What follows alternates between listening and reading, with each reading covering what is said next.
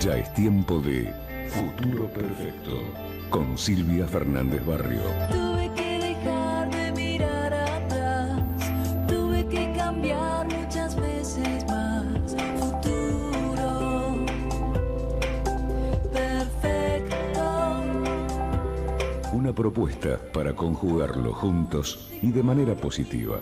Futuro Perfecto con Silvia Fernández Barrio. Acepto el destino y será lo que tenga que ser. Acepto el destino y vendrá en un rayo de luz de tanta oscuridad.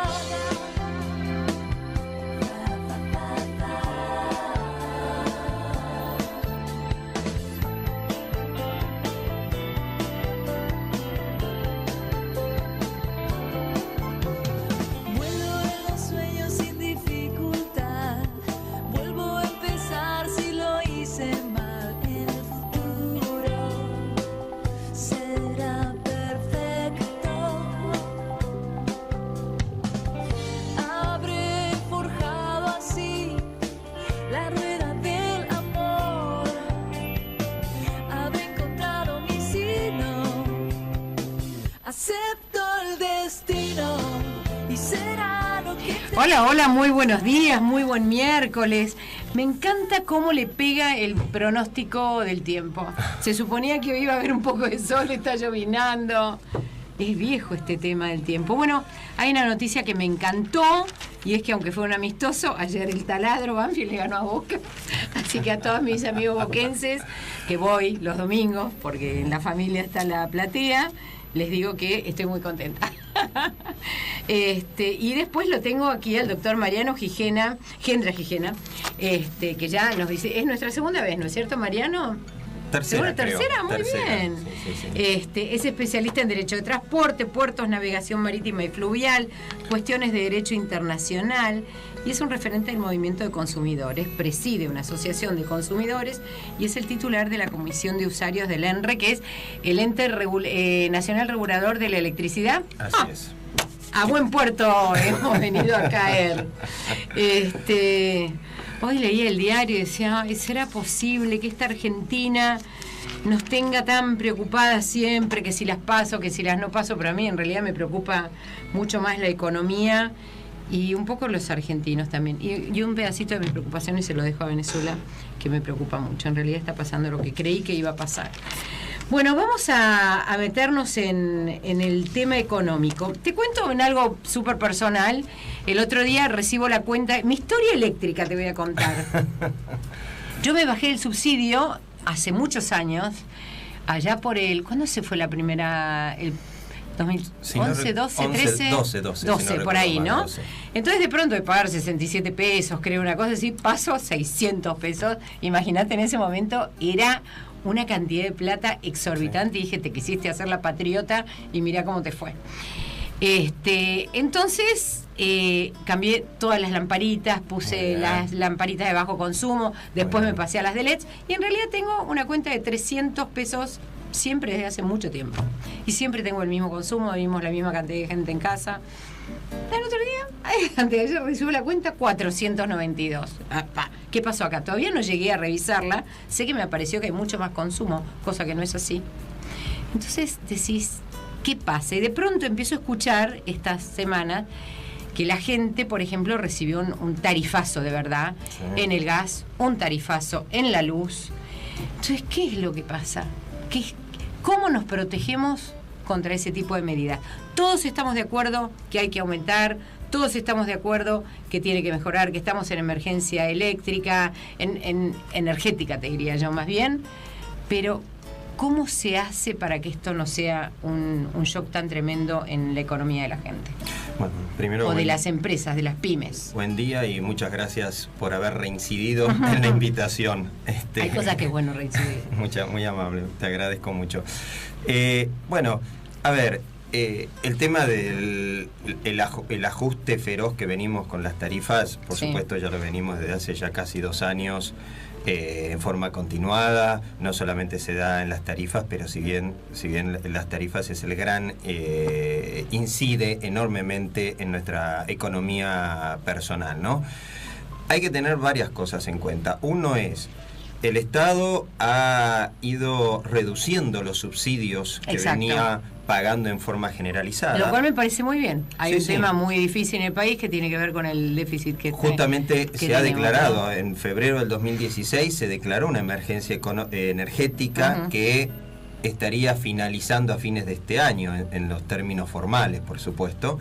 Ya me Y había en- olvidado de eso, buen punto. Claro. Y O en sea el que cual- teóricamente tendría que terminar la emergencia energética a fin de este año. A fin de este año, Perfecto. exactamente según el decreto que salió en febrero del año 2016. Ujú. Producto de esa emergencia energética es que se realizaron las audiencias públicas, ¿te Exacto. acordás? Tan Sí, que no se ve. conflictivas Exacto. que tuvimos todo el año pasado y principio de este año, en donde, bueno, entre idas y vueltas se terminaron aprobándose revisiones tarifarias integrales por 5 años, Sí. tanto en la luz como en el gas. Producto de esas revisiones tarifarias es que hubo nuevos cuadros tarifarios. Ahora bien, esa revisión tarifaria integral, Ujú. que hoy en día la estamos padeciendo, porque vos estás recibiendo las facturas de tus consumos que hiciste en junio o entre mayo Exacto, y junio. exacto. Recién ahora estás Exacto. exactamente. En donde por cuestiones climáticas, por lo que sea, hubo más frío comparado con el invierno que estamos Sí. viviendo ahora en agosto, y pudo haber habido un mayor consumo o no, según el caso particular. El problema está acá en que vos tenés un aumento tarifario Ujú. del metro cúbico propiamente o del kilowatt, Sí. pero además hay una serie de conceptos y gravámenes que vienen en la factura que uno a veces no se da cuenta, porque como bien vos decís, te fijas más en el consumo, a ver cuántos kilowatts o metros cúbicos consumí en este mes o en Ujú. este bimestre, que distorsionan totalmente la factura. Vos sabés que hemos escuchado... ¿Esto pasa en el resto del mundo? Cuando vos pagas No. una boleta de luz, no sé, en Uruguay, en Chile, en Colombia, en Perú, en Estados Unidos, en Francia, ¿tenés todos estos pequeños conceptos No. que nosotros lo tenemos en el banco, lo tenemos en la luz, lo tenemos en el gas, lo tenemos en cuanta boleta de servicio nos llega a nosotros, a nuestra casa? No, Hay un en montón absoluto. de pequeños conceptos, en el teléfono ni hablar. En absoluto, desde hoy en día, para que tengas una idea, la Argentina tiene una presión tributaria de más del 35%, cuando la media en Es una Latinoamérica es del 25%, y nuestro hermano país chileno, cruzando la cordillera, tiene una presión tributaria del 20%. Hoy en día la factura, es decir, vos fijate, en la factura tenés IVA 21%, Exacto. ingresos brutos, Sí. leyes provinciales de fomento de energía. Y hay algo que la gente no sabe, especialmente unos 17, 18 municipios del Gran Buenos Aires, que junto con la tarifa de luz paga tasas municipales a través de convenios ¿Por qué algunos y otros ¿Por qué? no? Porque a través de convenios que han firmado esos municipios con el ente regulador en su momento, estamos hablando, hoy en día el ente regulador ha cambiado totalmente de política respecto a Ujú. eso, autorizaba a los municipios a cobrar en la factura de luz tasas municipales de alumbrado. Discúlpame, ¿el Cuando eso municipio es el era el que famoso- cobraba la luz? ¿No Claro, la en empresa vez de eléctrica? en vez de cobrarte la luz, en vez de cobrarte con la boleta de la tasa del ABL Sí, o del exacto. municipio, que cada uno en función de dónde tiene dónde vive, te lo cobra en la factura en la factura de luz. Te lo cobra en la factura de luz. ¿Por qué hace eso el municipio? Porque de esa forma reduce en un 100% la mora y por lo tanto Claro. la reducción de pago. Cuando yo no pago el ABL, no pago la municipalidad, a mí no me cortan, no me deberían cortar ni la luz, ni el gas, ni el agua, ni nada. Si acumula mucha deuda, en algún momento voy a tener un juicio fiscal y la municipalidad me podrá reclamar esa deuda judicialmente Sí. o fiscalmente. ¿Qué hacen los municipios? Acuerdos con las empresas energéticas, con la distribuidora, Edesur, Edenor en estos casos, y de esa forma son las empresas las que se transforman en canales de cobro de esas tasas municipales. El municipio se ahorra ese trámite, se ahorra toda esa cantidad de gastos, por Ujú. supuesto, garantiza De el logística. cobro de logística, de papeles, correo, de ok. papeles, de cobranza, etcétera, que tienen costos altísimos, por supuesto que se ahorra también, las empresas que hacen, cobran un plus por eso, porque Sí. no es gratuito. Y fundamentalmente se garantiza en el cobro, porque cuando vos no pagás la boleta de gas o de luz, a los 10, a los 20, a los 30 días te cortan el servicio. Claro. Decime una cosa. Eso es totalmente distorsivo. Entonces, cuando uno paga esa boleta, no estás pagando solo el metro cúbico o el kilowatt que consumiste. Estás pagando otros conceptos. Y esto los intendentes no los dicen. Durante todos estos meses, los intendentes del conurbano se han jactado y han reclamado disminución de las boletas, disminución, digamos, del aumento de las tarifas, etcétera, pero no dicen nada de que por lo menos un 20% de esa boleta van a esas tasas o esos impuestos distorsivos. Y eso da lo mismo que sea una intendencia de Cambiemos, o sea una intendencia renovadora, o sea una intendencia... Están todos. Todos, Todos. Esos son los Están lugares todos. donde no hay grietas. Zona norte, zona ¿Pero oeste, eso zona es sur. normal hacer eso? No. ¿Es lógico? No. ¿Es legal? Es legal, sí. Lo que nosotros desde la Comisión de Usuarios del ENRE, y en mi caso la entidad que presido, Cruzada Cívica, ya venimos hablando con las autoridades del ente regulador para revertir esto. Las autoridades actuales están en una posición distinta, en el sentido de que consideran que esto es distorsivo, que hay que eliminarlo de la factura, que el usuario de luz y gas tiene que pagar exclusivamente conceptos relacionados con el servicio, nada más. Claro. E impuestos que tengan relación con el servicio, ningún otro concepto, tasas que no tengan relación con el servicio específico que recibe y conforme a la calidad que recibe.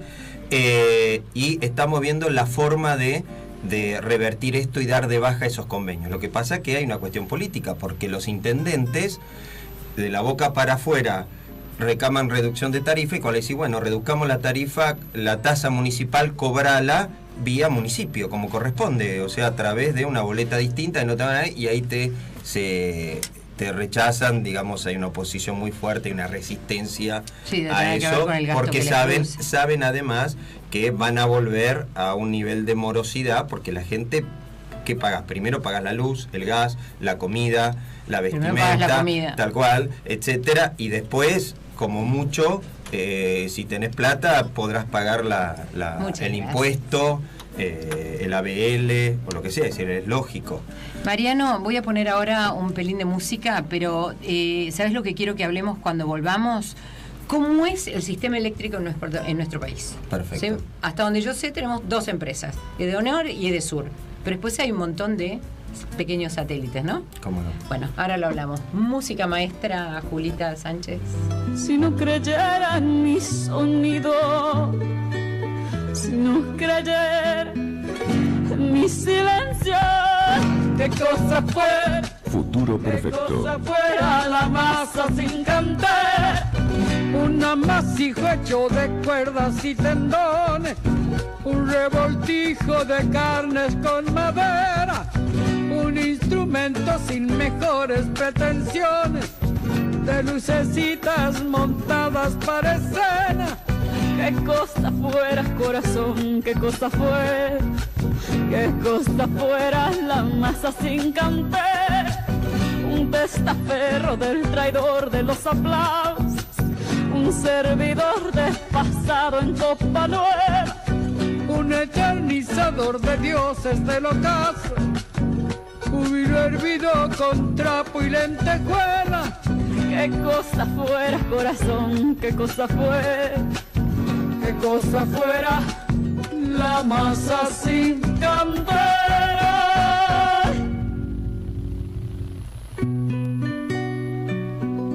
Silvia Fernández Barrio está en Radio Conexión Abierta. Si no creyera en el deseo, si no creyera en lo que creo, si no creyera en algo puro, si no creyera en cada herida, si no creyera en lo que ronda, si no creyera en lo que esconde, hacerse hermano de la vida. Si no creyera en quien me escucha, si no creyera en en lo que duele, si no creyera en lo que quede, si no creyera en lo que luchar, qué cosa fuera la masa sin cantera, un amasijo hecho de cuerdas y tendones, un revoltijo de carne con madera, un instrumento sin mejores pretensiones, de lucecitas montadas para hacer. Qué cosa fuera, corazón, qué cosa fuera la masa sin cantera, un testaferro del traidor de los aplausos, un servidor de pasado en copa nueva, un eternizador de dioses del ocaso, júbilo hervido. Qué buena era. Sigue siendo en realidad, porque por suerte la seguimos escuchando. Bueno, estábamos hablando con el doctor Mariano Gendra Gijena y estábamos hablando de cómo es el sistema eléctrico, a ver si logramos entender esta distorsión que hay, por ejemplo, entre quienes vivimos en la capital o Gran Buenos Aires, en provincia, en las provincias, qué pasa en el norte, qué pasa en el sur. Y yo te voy a llevar a un concepto sumamente simple de cuando yo era chica. Cuando yo era chica también había dos empresas de luz que eran Secva e Ítalo. Yo vivía en Lomas de Zamora. Mis amigas que tenían Secva nunca tenían luz. Mis amigas, nosotros que teníamos Ítalo, siempre teníamos luz. Y es lo que veo medianamente hoy entre Edenor y Edesur. Estoy en Quilmes y veo cómo se corta la luz en Quilmes, que es una cosa tremenda. Y estoy en Capital y Edenor tiene sus cortes, pero son mucho menores. ¿Cómo es el sistema eléctrico argentino? ¿Cómo quedó? ¿Está así como creo dividido en dos el país, como hicieron con Telefónica y Telecom? No, lo que está dividido en dos, o sea, hay que diferenciar tres aspectos. El sistema eléctrico, uno es el sector de la generación eléctrica. Exacto. ¿No? ¿Quiénes generan? Las grandes empresas, desde empresas hidroeléctricas, Okay. Empresas de... ¿Son privadas o son públicas? No, son privadas. O mixtas. Son privadas, Okay. son privadas, que son desde empresas hidroeléctricas, desde Atucha, por ejemplo, que conocemos para dar un nombre conocido, desde Central Puerto, acá en el puerto de Buenos Aires. Las famosas ahora empresas de energía eólica. Exacto, ¿no? es la que está de moda. La famosa energía renovable, que empiezan a generar energía e introducen... ¿Ya empezaron a hacerlo? Sí. Hay campos, o lo que se llama plantas de energía eólica, que son grandes campos con esos con los molinos gigantes. Sí. Que vemos especialmente en la Patagonia y en el sur de la provincia de Buenos Aires. Hay de eso. Lo que pasa es que comparativamente todavía la energía que se genera por esa fuente es muchísimo menor, es una incidencia muy pequeña comparado con el resto. Es decir, las usinas a carbón también, etcétera. Entonces, todos... ahí hablamos de los generadores. Exactamente. Entonces, todo esto son los que generan. Hoy en día el Estado sigue subsidiando el 57% del costo de la generación de la energía. Eso está mal, ¿o me equivoco? El Estado sigue subsidiando eso. Es parte justamente de este proceso en el cual el Estado ha ido disminuyendo estos subsidios. Vuelvo a preguntar sobre la comparación. ¿Qué pasa en nuestros países vecinos? Chile, Uruguay, Brasil, Perú, Colombia. Bueno, yo te doy un ejemplo muy simple. Cuando se inició el gobierno kirchnerista, Argentina exportaba el gas a Chile. Chile era nuestro gran comprador de gas. Sí. Hoy en día le importamos gas a Chile. Yo estaba en Chile cuando nosotros decidimos cortarle el paso de gas a Chile. No te puedo explicar lo que era el odio. Y por supuesto. El Bueno, odio los hacia chilenos nosotros. agarraron y dijeron, muy bien, listo, no me lo cortás nunca más. Ahora me proveo yo mismo y ahora soy yo el que te vendo a vos, en mis términos. Igual que nosotros. Claro, exactamente igual que bueno, nosotros. sigamos, tenemos los Entonces, generadores. tenemos los generadores. Y el Muy bien, gobierno eso lo subsidia con el 57%. El 57% de lo que hoy en día se genera, Sí. El costo de esa generación lo subsidia todavía el Perfecto. Estado. ¿Hay Muy un bien. plan para bajar ese subsidio? Sí. De acá a los próximos 5 años Ok. hay una reducción, Perfecto. hay un plan de reducción en eso. Muy bien. Ahora bien, esa energía que se genera va a los grandes canales de distribución. A los transportadores. Los transportadores de energía, que son, por ejemplo, Transener, para Exacto, dar una, sí, una conocida. una conocida. Entonces, ¿qué son? Son esas grandes torres Y que son vemos, nacionales. Son privadas. Son todas está bien, empresas pero te privadas. quiero decir que están En todo son el los país. transportadores Claro, para todo el país, no es que vayan exactamente. solo para una provincia. No. Hay, son para es todo como el una país. hay una especie de telaraña, o si Sí, uno viera sí, un mapa, exacto, es sí. una red una red donde están los grandes redes troncales, Claro. donde pasa toda esa energía. Cuando uno va por la ruta y ven esas grandes torres Sí, con esos enormes. cables, bueno, esos son los transportadores de energía. Y ahí donde van a las distintas localidades, centros urbanos, etcétera. Vamos a dar el ejemplo de Buenos Aires. Ujú. Muy bien, viene acá. ¿Quién recibe esa energía? Edenor y Edesur. Edenor y Edesur es quien distribuye la energía a el usuario final. O sea que los que nosotros conocemos, nuestros amigos o enemigos, son Edenor y Edesur. A ver, yo tienen nunca, ese yo nunca lo quiero plantear como amigo o enemigo, porque... Pero es que a se ver, convirtieron en eso, yo sé, bueno, yo tampoco. Claro, a ver, por supuesto, cuando una empresa da un mal servicio y caro, por supuesto que en ese sentido, pero yo siempre lo planteo en eso, es decir, el usuario tiene que reclamar la calidad del servicio y conforme a esa calidad del servicio, entonces pagar el precio que corresponde. Exacto. El problema está en que estamos pagando un precio por una calidad de servicio muy mala. Que no es nada más que la electricidad. Nosotros Por en general supuesto. pagamos una enorme calidad, un enorme precio por una muy baja calidad en casi todos los En servicios. todos los aspectos. En todos, pero bueno. en todos. Edesur, ¿cómo está? Edenor y Edesur está dividido, es decir, la ciudad de Buenos Aires y los municipios del conurbano, la zona sur propiamente para Edesur, la zona norte para Edenor. Después, en la provincia de Buenos Aires, por ejemplo, hay 5 empresas grandes, tipo Edenor, por ejemplo, Edelap, EDES, EDESA, etcétera, y hay más de 200 cooperativas. Okay. En el resto del interior del país, en las provincias ¿Esas también. cooperativas dependen de Edenor y de Edesur o son...? No, compran O sea, algunas, dependen de las transportadoras. algunas compran a las transportadoras y otras, por ejemplo, las cooperativas que están en Bransen, En el campo, en los etcétera, campos, en le los compran, pueblos. por ejemplo, a Edelap, por ejemplo, ¿no? Ok. Las que están cerca de la zona de La Plata le compran a Edelap. Ok. ¿No? Otras le compran directamente Entonces, o a Camesa. todas porque estas que vos en el estás medio de todo diciendo- esto está Camesa, que es la gran empresa, sí estatal, que es un poco la que controla y regula todo eso. Ujú. ¿No? Entonces, Edesur y Edenor, o Edelap en La Plata y alrededores, o por ejemplo la cooperativa de Escobar, o la cooperativa de Bransen, ¿no? Es la que nos provee a nosotros la energía, la que nos trae, digamos, la energía desde el transportista o hasta el domicilio, sea el particular En o... Capital no. No, Ok. estoy hablando del domicilio de la perfecto. persona. Sí, de esos Exactamente, lugares. Ok. exactamente. Entonces, y es quien nos cobra a nosotros la energía. Por supuesto, a su vez, esa empresa paga por la energía que compra, ¿no? Cuando hablamos de tarifas, estamos hablando del costo de la energía que cobran estas empresas distribuidoras de... ¿En qué se basa el precio de la tarifa? La tarifa no paga inversión, la tarifa paga costo de la energía. Ahora, con el Ok, nuevo ¿de RTI. ¿de dónde sale el costo de la energía? Bueno, vos tenés 3 aspectos en el costo de la energía. Vos tenés, por un lado, el costo de la generación, Ujú. por un lado, el costo del transporte, Claro.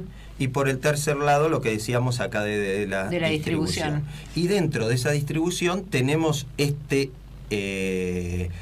digamos, este porcentaje tan alto de impuestos y de conceptos Sí. extorsivos, ¿no? Bien. Hoy en día la tarifa está, vos la tarifa tenés lo que se llama un valor fijo, Ujú. ¿no? Y Exacto. después tenés que, antes era bimestral, ahora es mensual, y es mensual porque ahora la factura viene mensual. Ujú. Esto surge producto de la RTI que se hizo el año pasado, o sea, de las audiencias públicas, Y después tenés, por supuesto, el consumo variable, que es propiamente la cantidad de kilowatts que has consumido, como vos decías que recién nos contabas en esta última factura, que venís consumiendo un promedio de 300 kilowatts y esta vez supuestamente te apareció un consumo casi el doble. ¿Por qué la gente del interior paga más? ¿Por qué la gente al sur del río Colorado, creo que es, paga mucho más?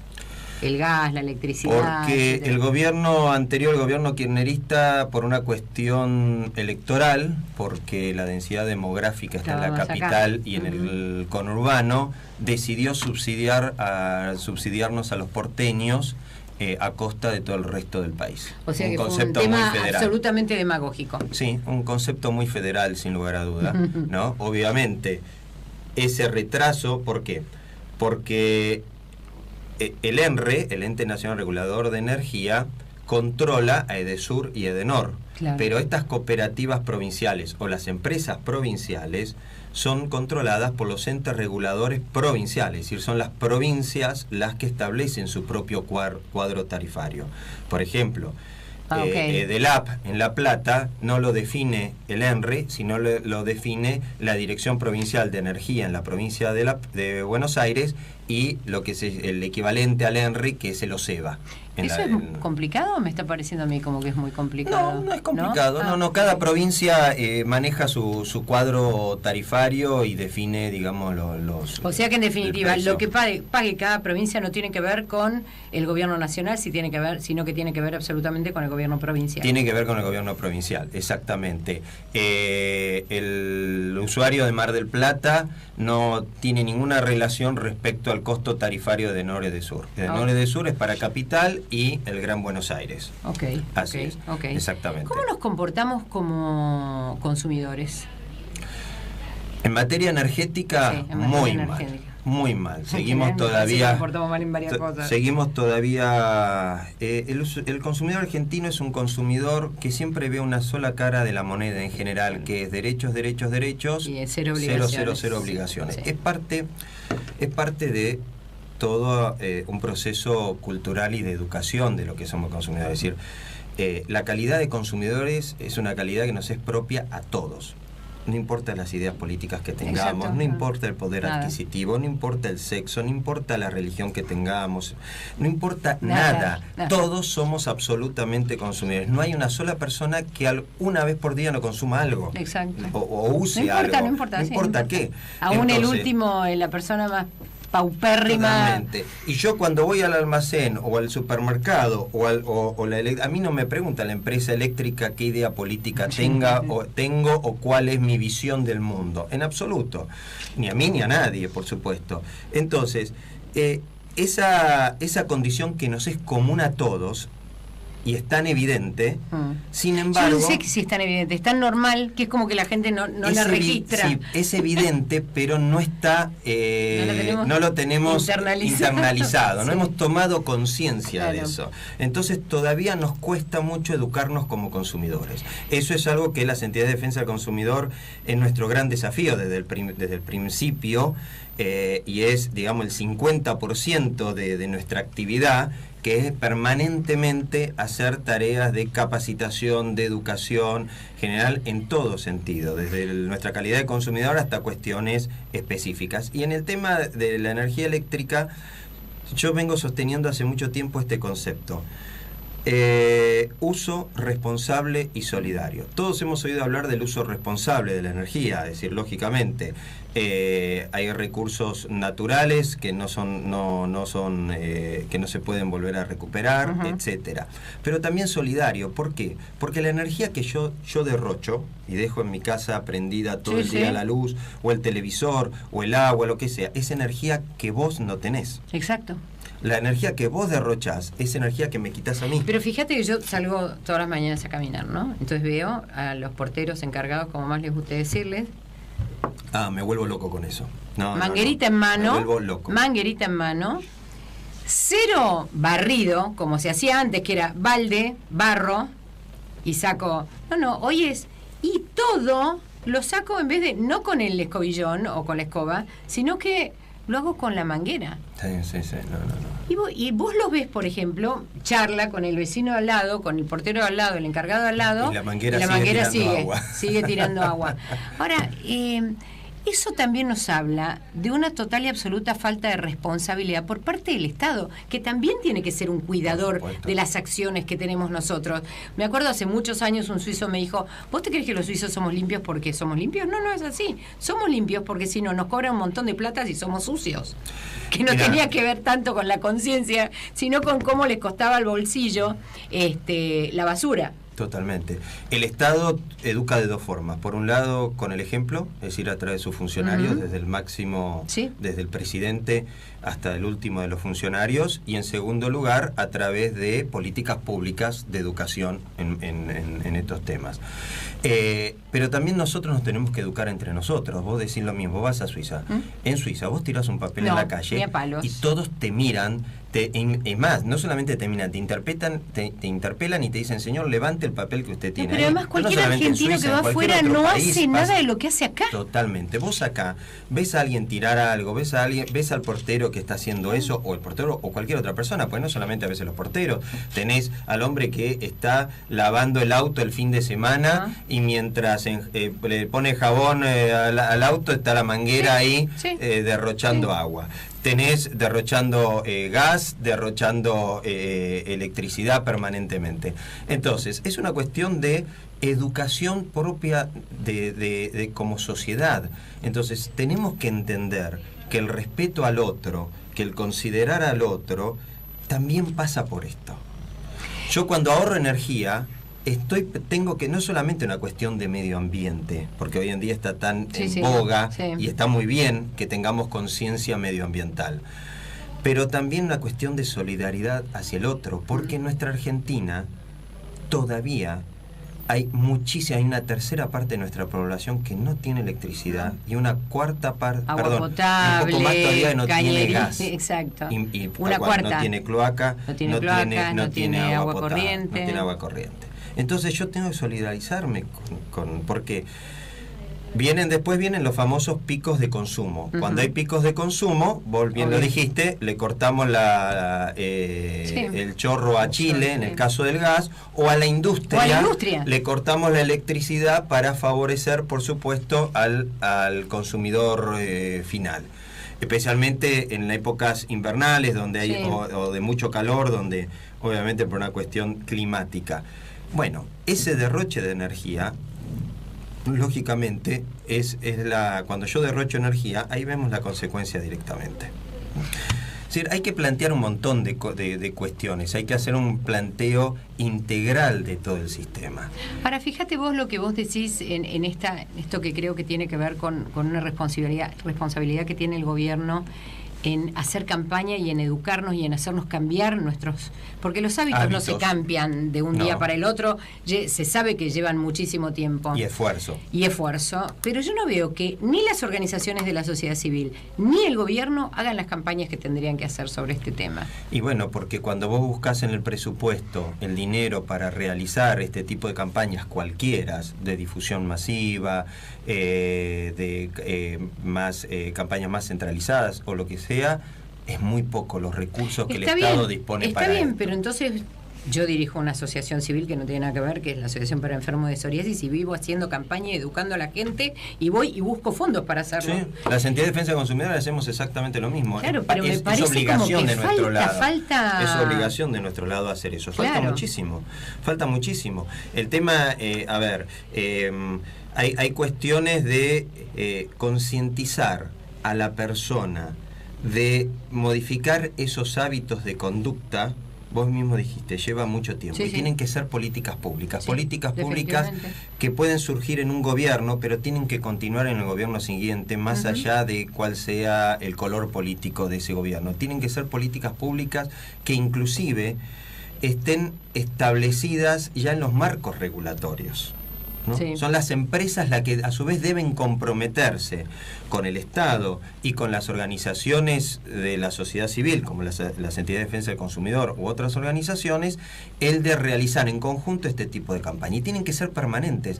Porque a veces nos encontramos con que viene en el verano Entonces decimos, poné tu aire acondicionado a 24 grados. Estamos escuchando todo el tiempo el verano. En el invierno, apagá la estufa. No, tiene que ser todo el año. Todo el año. Todo el año. A mí me tienen que machacar para yo entender y tomar conciencia de esto. Tenés que a lo mejor, por ejemplo, si vos ves a los encargados derrochando el agua, y tenés que ponerle una multa. Por supuesto. No subir el agua a una barbaridad, sino que, no sé, pero creo que en su momento se planteó el tema de realizar algún tipo de sanciones a los consorcios, ¿sí?, o cuestiones así, hubo planteos al respecto. Yo no sé si al consorcio, yo creo que tiene que ir directamente a quien está... El tema es porque justo o al consorcio o a través del consorcio en este caso al empleado, porque el portero es un empleado del consorcio, lógicamente. ¿No? Vamos a poner un poquito de música y ¿sabes lo que quiero hablar cuando volvamos? De las 2 centrales eléctricas que decidieron que van a hacer, Zepernik y Kirchner, a ver si las tendríamos que hacer o no. ¿Me quedan 5? Futuro perfecto.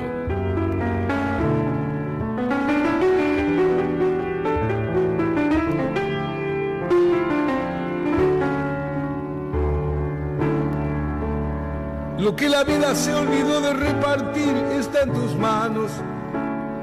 Porque no es cierto que la vida pase así, sin avisar.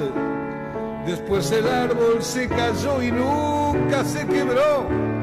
Y la armonía de la tarde vislumbró la fe.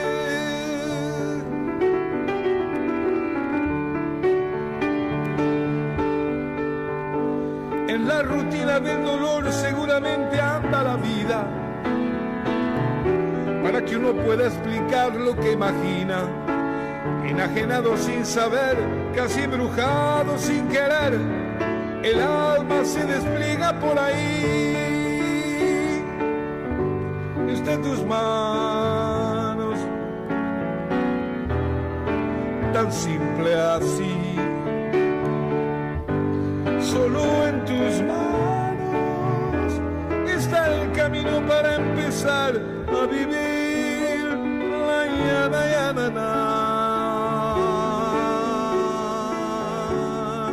Estás escuchando Futuro Perfecto junto a Silvia Fernández Barrio.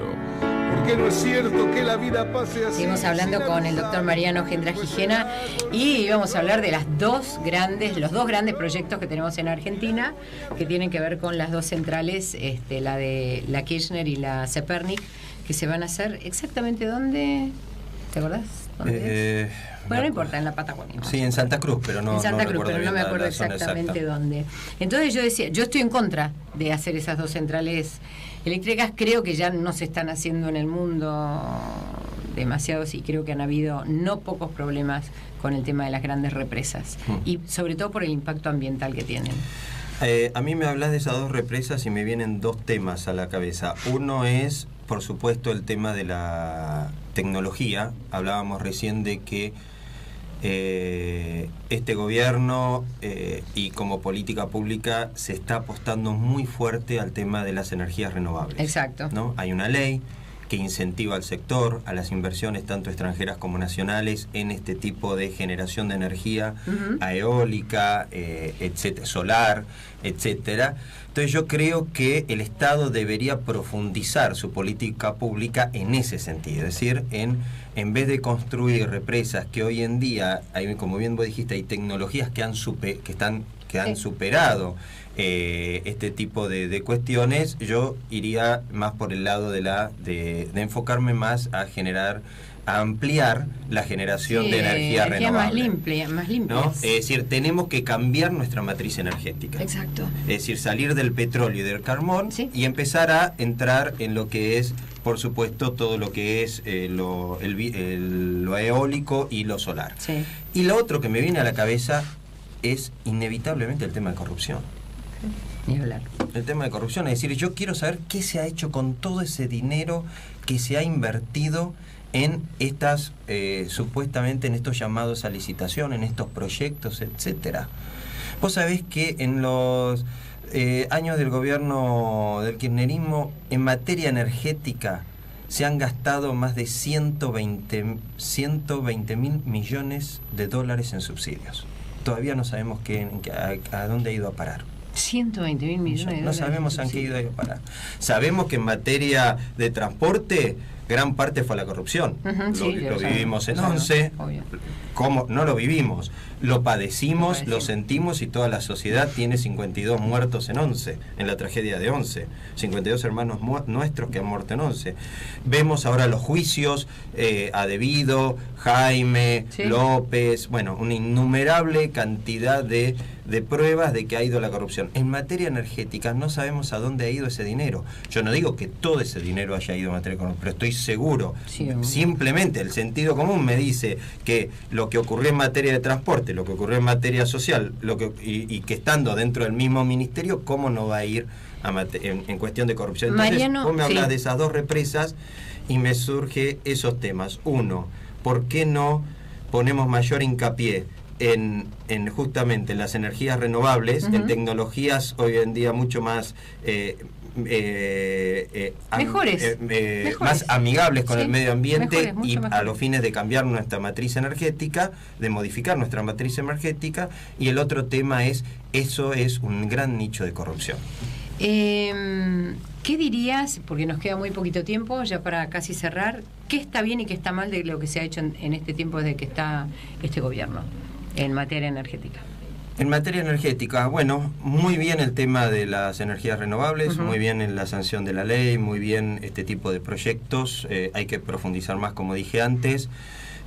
Bien que por primera vez desde que se dio en concesión en la década del 90 tuvimos las revisión tarifarias integrales, más allá de todo lo discutible y de todo lo que ha ocurrido y lo que hemos criticado en estos meses.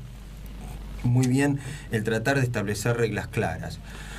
Muy mal que no se haya tenido en cuenta el impacto social, que no se haya tenido en cuenta el bolsillo del usuario.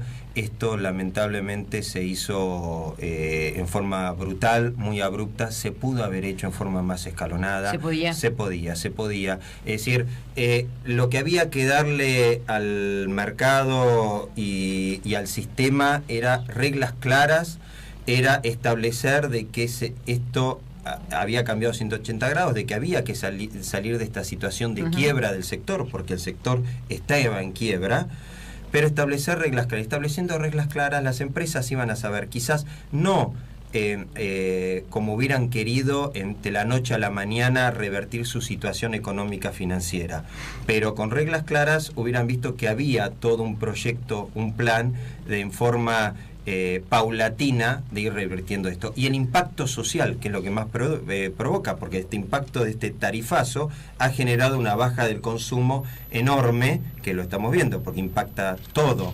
totalmente. Y consecuentemente lo que hoy en día la situación económica que estamos padeciendo, ¿no? Ay, santo Dios. Bueno, vas a ir a votar, me imagino, ¿no? Por supuesto, sí, a pesar de que no estoy muy de acuerdo con las PASO. ¿Vos qué crees? A ver, decí qué va a pasar. No estoy de acuerdo. Primero, segundo y tercero. ¿En la provincia de Buenos Aires? Sí. En primer lugar, no le doy tanta importancia a la provincia de Buenos Aires. Okay, yo creo que le doy más a lo nacional. Y yo no sé la verdad quién va a ser primero, segundo, tercero.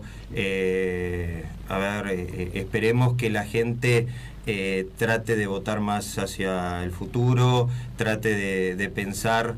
En primer lugar, yo creo que la gente no quiere volver a lo que estamos sufriendo, lo que sufrimos durante todos estos años. Sí, yo creo que sí. Es decir, me parece que hay una sensación. Ahora también, por supuesto, hay un sector muy grande de la sociedad, muy grande de la sociedad, que está totalmente desencantada, porque todas esas promesas y todo esas ideas de cambio que supuestamente íbamos a tener en el corto plazo no las estamos viendo en absoluto. Yo creo que, para ser justo, hay cambios importantes, muy importantes, sobre todo creo yo que con lo que tienen con lo ético y lo institucional y lo moral, y sí, obvio, hay cosas que creo que se prometieron y no se podían cumplir, no solamente de este partido de Cambiemos, sino de cualquier otro que hubiera asumido.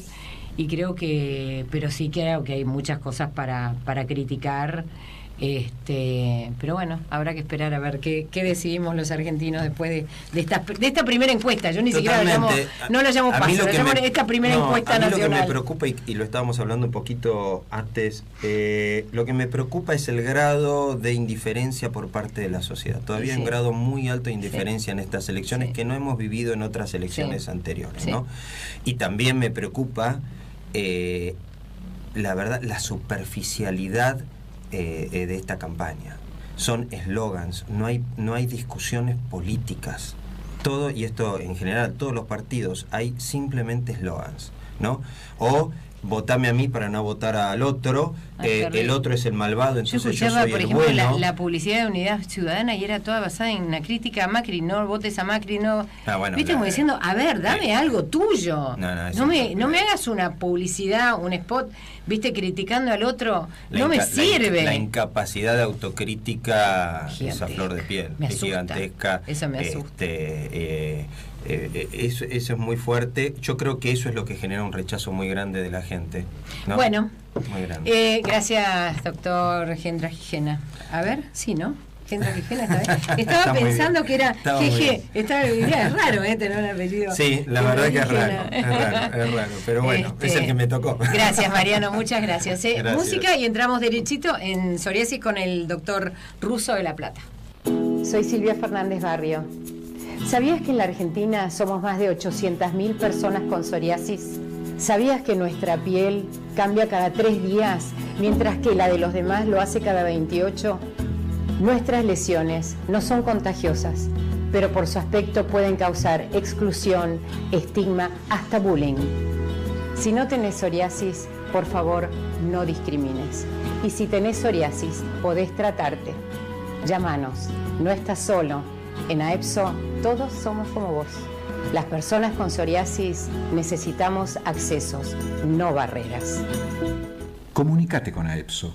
www.aepso.org o al 0800 22 23 776 o por mail al 0800@aepso.org.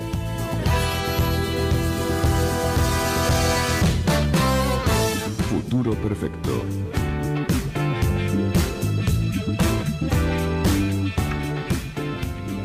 Bueno, nos vamos a comunicar con él, voy rápido porque se nos hizo un poco corto el tiempo, con el doctor Juan Pedro Russo, que es médico dermatólogo de la Universidad, recibido en la Universidad Nacional de La Plata, y además está a cargo de la unidad de psoriasis del Hospital San Martín de La Plata. Por lo tanto, no es poca la cantidad de trabajo que tiene, y además es docente de la Cátedra de Dermatología también en la Universidad de La Plata. Y bueno, muchas... ¿Cómo te va, Juan? ¿Cómo andás, Silvia? Bien, qué bueno escucharte, hace mucho que no te veo. Es un placer, como siempre, hace mucho que nos vemos. Es verdad. ¿Cómo estamos en el San Martín? Y justamente me llamaron en un día medio complicado. Uy, pobre, perdón. ¿Sabes? No, estamos, para mí igualmente es un placer, estamos en remodelación, eso es algo bueno. Eso es buenísimo. Pero me vas a escuchar con una voz un poco congestionada. ¿Por el polvo? Estamos entre polvo acá. Pero bueno. Bueno, pero es bueno. Para el bien de nuestros pacientes. Sí, es bueno. Bueno, vamos a hablar un poquito de justamente de lo que hablaste de los pacientes. Vos has estado en la unidad esa desde hace ¿cuántos años? Y prácticamente yo estoy del 2005 con Patricia Raff. Claro, empezamos. Sé que a Patricia estuvo hace poco, entrevistada por vos. Sí. Patricia es quien me llevó en un comienzo a...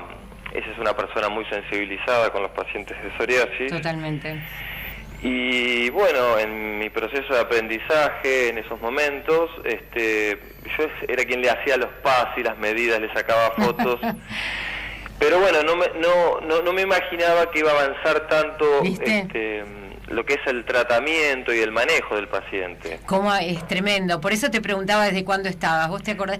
La verdad que Ya yo son 12 años. ojalá los pacientes se dieran cuenta de cómo su vida debiera haber cambiado entre esos años y cómo estamos hoy, ¿no? Porque mi siguiente pregunta tenía que ver con, ¿están viendo más gente grave? ¿Están viendo más moderada, severa? ¿Están viendo más acceso a los tratamientos?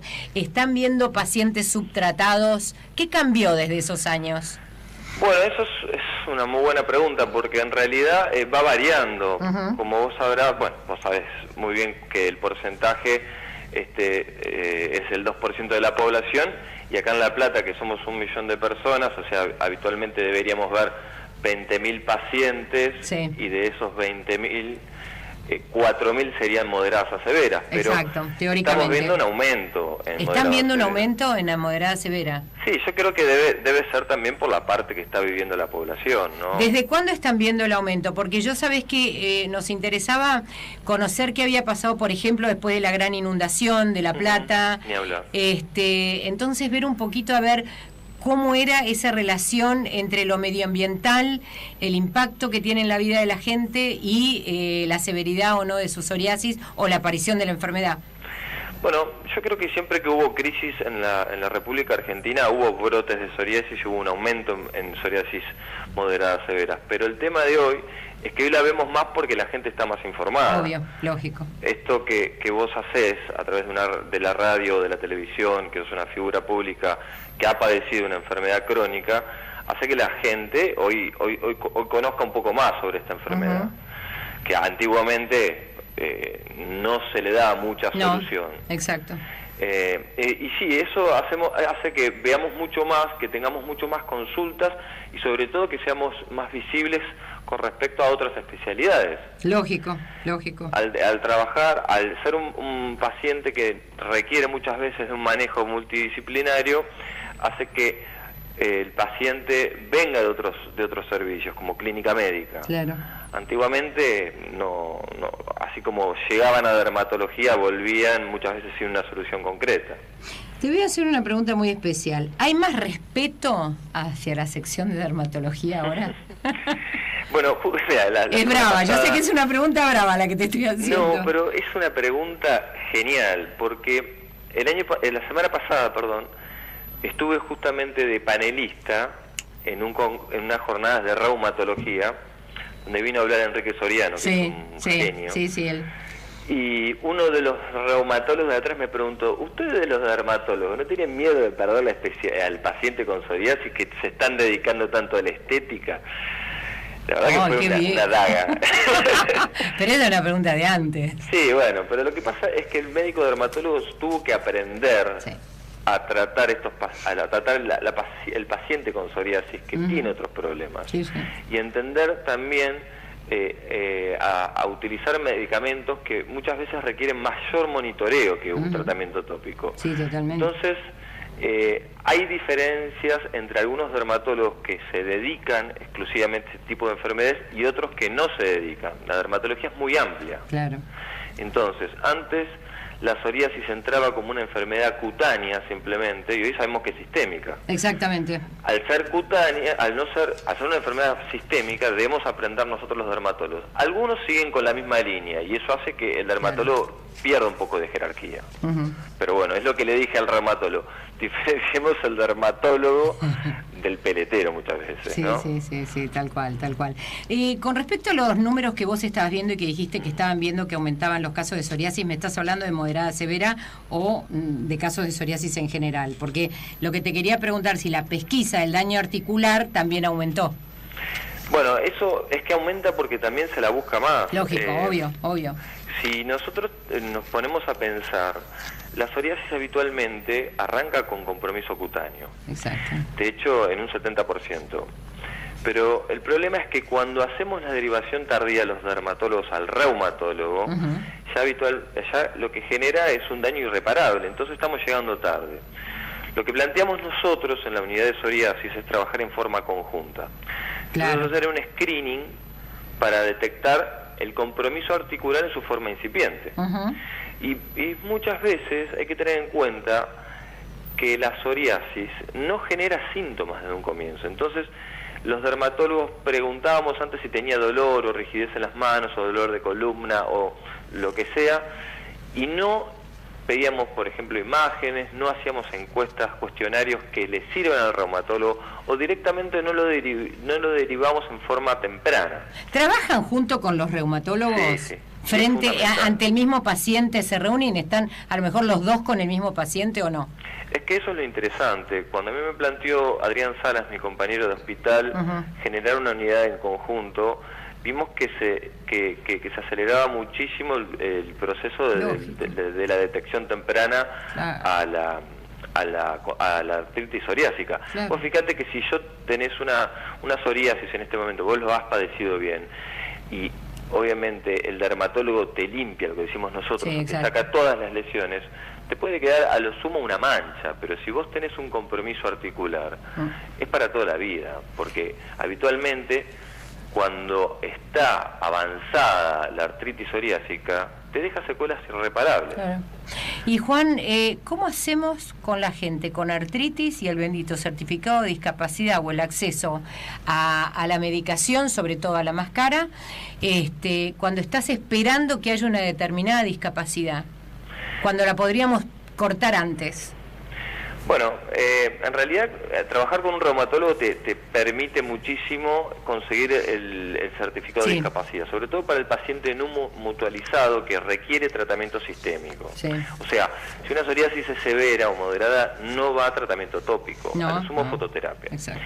Pero siempre que hay compromiso articular, el tratamiento es sistémico. Entonces, si el paciente llega al hospital sin mutual, el certificado de discapacidad habitualmente el reumatólogo lo consigue en forma rápida. Sí. El dermatólogo hasta ahora no ha logrado poder conseguir este tipo de beneficios. ¿Por qué?